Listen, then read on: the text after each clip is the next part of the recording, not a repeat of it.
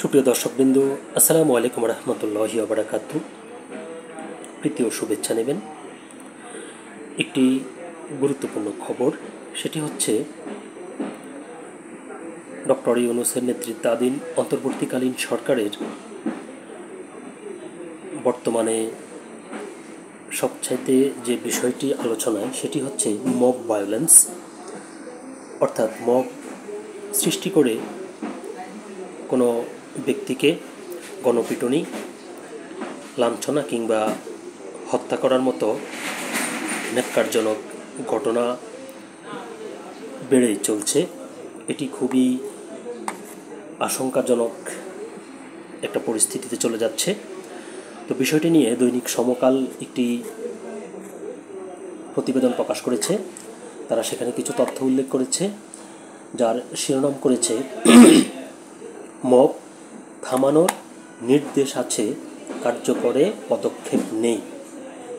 খুব সুন্দর একটি শিরোনাম তারা করেছে, অল্প কথায় অনেক কিছু বুঝিয়ে দিয়েছে। আচ্ছা, এই প্রতিবেদনের তথ্যে বলা হচ্ছে 10 মাসে মব ও গণপিটুনিতে 174 জনের মৃত্যু। এটি বলছে আশক, অর্থাৎ আইন ও সালিশ কেন্দ্র।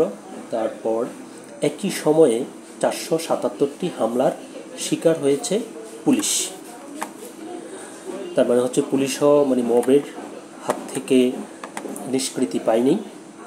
আচ্ছা, খবরটি বিস্তারিত বলা হয়েছে, দলবদ্ধভাবে বিশৃঙ্খলা বা মব সৃষ্টি করে আইন নিজের হাতে তুলে নেওয়ার প্রবণতা নিয়ন্ত্রণ করা যাচ্ছে না। গত 10 মাসে মবের শিকার হয়ে ও গণপিটুনিতে সারা দেশে 174 জন মারা গেছেন। এর মধ্যে গত জানুয়ারি থেকে গতকাল সোমবার পর্যন্ত মারা গেছেন 83 জন। আইন ও সালিশ কেন্দ্রের এই হিসাবের মতো পৃথক হিসাব দিয়েছে মানবাধিকার সংস্কৃতি ফাউন্ডেশনও। তাদের হিসাবে গত 8 মাসে এই ধরনের ঘটনায় মারা গেছেন অন্তত 150 জন, আহত হয়েছেন 363 জন। নভেম্বর ও ডিসেম্বর হিসাব তাদের ওয়েবসাইটে নেই। মানবাধিকার কর্মীরা বলছেন, একের পর এক মবের ঘটনা ঘটলেও জড়িতদের বিরুদ্ধে শক্ত পদক্ষেপ দৃশ্যমান নয়। সরকারের বিবৃতি ও কঠোর ব্যবস্থা নেওয়ার ঘোষণার পরও মব চলছে। সেনাবাহিনীর পক্ষ থেকেও একাধিকবার মবের সঙ্গে জড়িতদের বিরুদ্ধে কঠোর ব্যবস্থা নেওয়ার হুঁশিয়ারি দেওয়া হয়। খোদ পুলিশ সদস্যরা এখনও মবের শিকার হচ্ছেন। আসামি ছাড়িয়ে নেওয়া ও বেআইনি দাবিতে থানা ও পুলিশের যানবাহন ঘেরাও, হামলা করা হচ্ছে। গত 10 মাসে পুলিশের উপর হামলার ঘটনায় 477টি মামলা হয়েছে। পুলিশ সদর দপ্তরের তথ্য বিশ্লেষণ করে দেখা যায়, 2024 সালের আগস্টে পুলিশ সদস্যদের উপর হামলার ঘটনায় মামলা হয়েছে 41টি, সেপ্টেম্বরে 24টি, অক্টোবরে 34, নভেম্বরে 49, ডিসেম্বরে 44। চলতি বছরের জানুয়ারিতে 38, ফেব্রুয়ারিতে 37, মার্চে 96, এপ্রিলে 52 ও মে মাসে 62টি। এই পরিসংখ্যান বলছে পুলিশের উপর হামলার ঘটনা বাড়ছে। সর্বশেষ রোববার উত্তরায় সাবেক প্রধান নির্বাচন কমিশনার KM নুরুল হুদার বাসায় মবের ঘটনায় গতকাল সন্ধ্যা পর্যন্ত কেউ গ্রেপ্তার হয়নি, তবে পুলিশ কয়েকজনকে শনাক্ত করেছে বলে জানিয়েছে। এই প্রতিবেদনটি আমি যখন পড়ছি, এটিতে খবরটি আসেনি, তো আপনাদের অবগতির জন্য বলছি যে নুরুল হুদার মবের সাথে যারা জড়িত, এর মধ্যে একজনকে গ্রেপ্তারের খবর কিন্তু আমরা আমাদের এই চ্যানেলেও দিয়েছি। ভয়ভীতি দেখিয়ে জনগণের ভোট ছাড়া নির্বাচন করার অভিযোগে নুরুল হুদা ছাড়াও সাবেক 2 প্রধান নির্বাচন কমিশনার সহ 24 জনের বিরুদ্ধে রোববার দুপুরে শেরেবাংলা নগর থানায় মামলা করে বিএনপি।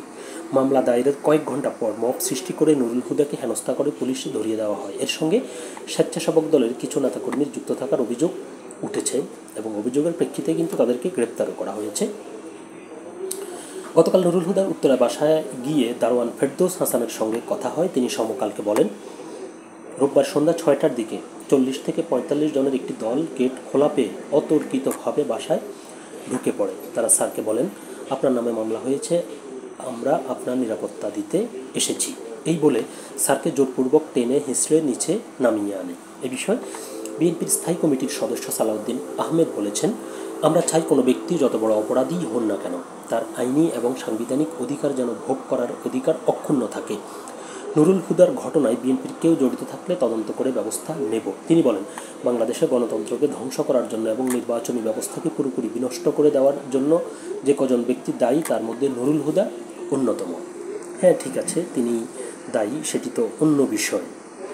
আচ্ছা, তারপরে নুরুল হুদার ঘটনায় গতকাল সোমবার গাজীপুরের এক অনুষ্ঠানে স্বরাষ্ট্র উপদেষ্টা লেফটেন্যান্ট জেনারেল অবসরপ্রাপ্ত মোহাম্মদ জাহাঙ্গীর আলম চৌধুরী সাংবাদিকদের বলেছেন, তার সঙ্গে যেটা হয়েছে তা কোনোভাবেই গ্রহণযোগ্য নয়। দেখা গেছে আইনশৃঙ্খলা রক্ষাকারী বাহিনীর সামনে নুরুল হুদার উপর হামলা হচ্ছে, এর জন্য একটি তদন্ত কমিটি গঠন করা হবে, কারা জড়িত এটা দেখা হবে।